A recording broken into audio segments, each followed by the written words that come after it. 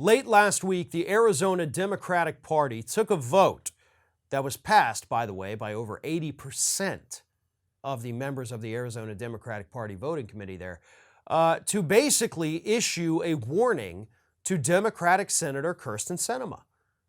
And they told her, if you do not start supporting filibuster reform or outright abolishing the filibuster, we're going to take another vote to censure you. And if we censure you, we may end up cutting off any support for your possible 2024 re-election bid. They're giving her an ultimatum, a long overdue ultimatum, by the way.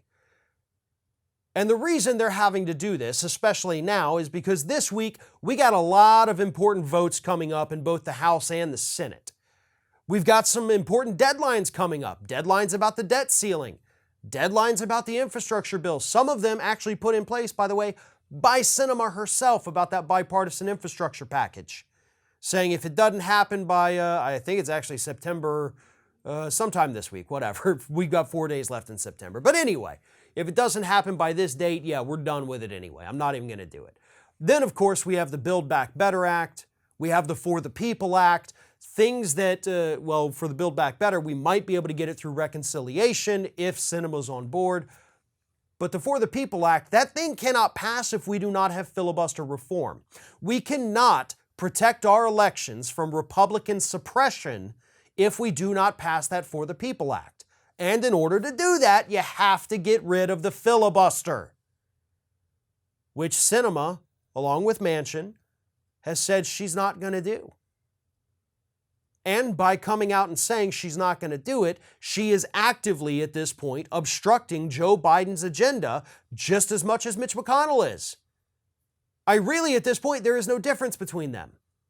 Sinema, Manchin, McConnell, they all have the same goal, which is to not let Joe Biden and the Democrats do what it is they want to do for the American public. So the Arizona Democratic Party has told Sinema, warned her with this vote, we've had enough. Your approval rating's already underwater in the state. And if we, the actual party, pull our support from you, you're done. You're not going to win another election here in this, purple state of Arizona. We will either support a primary challenger or we'll just leave you to do whatever the hell you want on your own without our support. And that's what needs to happen. And it needs to happen in other areas. It needs to happen in West Virginia with Joe Manchin. It needs to happen for members of the House of Representatives. If we cannot get these individuals who are supposed to be a part of the Democratic Party to support the Democratic Party's agenda, then what the hell are they even doing in the Democratic Party? Get out. They don't need you there. They shouldn't want you there. And if politics were more than just team sports, they wouldn't have you there. But therein lies the other problem, folks. Politics today is team sports. It's us versus them. If we have the majorities, that's all that matters. We have that higher score. It doesn't matter how good we looked in the victory. It doesn't matter how solidly we played. As long as we win the elections, we're okay. We win, they lose. Ha ha ha. See you in the playoffs. But this isn't team sports.